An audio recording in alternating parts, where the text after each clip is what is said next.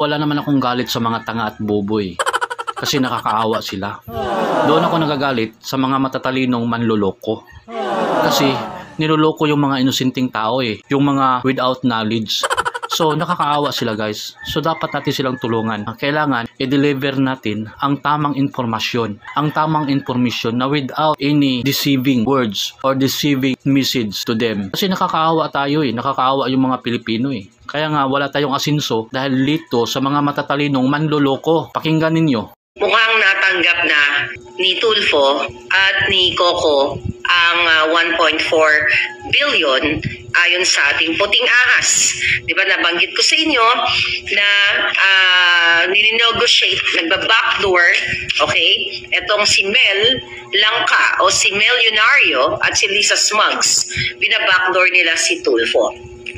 Kung natatandaan ninyo, I think that was January 17, mga kababayan, na nagkaroon ng unang hearing dyan na nag-grandstanding drama-drama etong si Tulfo, na nagkaroon ng executive session.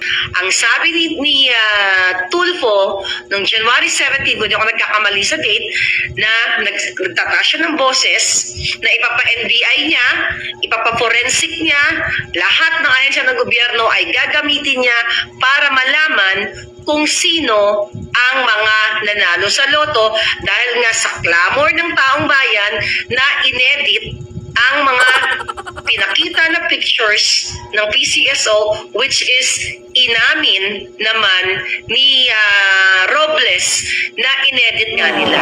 At nalaman din natin na yung picture na inilagay nila ay sabi ko nga na clothing company na picture at gorgor nila ang mga ulo. Okay? Maari na nagbigyan na si Tulfo dahil may pangarap siya maging presidente din na tumakbo, so maaring tinanggap niya ang 1 billion para sa campaign fund niya in the future. Kasi di ba ang sabi sa atin, ang tapang-tapang mag-executive session para alamin kung sino yung mga nanalo. Sino ito mga to? Ipapasapiin ako. Ganito gano'n. Makikipag-usap ako sa forensic. Ako pa mismo mag-hire ng independent NBI. Ganyan-ganyan. Diba? Then sinabi ko sa inyo na actually may hawak na si Tulfo na ebidensya dahil beforehand napa-forensic niya na.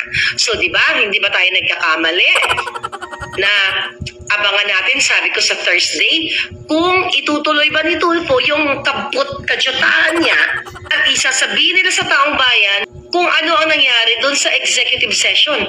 Noong nag-start ang hearing, may narinig ba kayo? Mga kababayan, nandito tayo ngayon, naharap tayo sa Senado kung saan ito ang mga update ng executive session namin, Wala.